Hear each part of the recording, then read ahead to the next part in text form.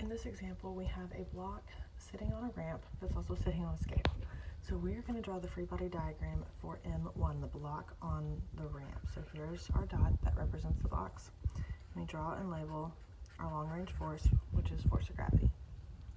Now we need to look for anything touching the block. Well, the ramp is touching the block, applying a force perpendicular to the surface. Well, if our surface is running this way, our normal force, which is the surface, is going to go this way. And that is the only thing touching the block.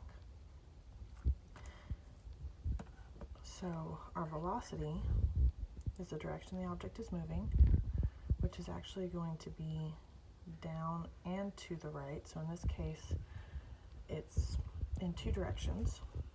Our acceleration is also down and to the right, and which means our net force is also down and to the right.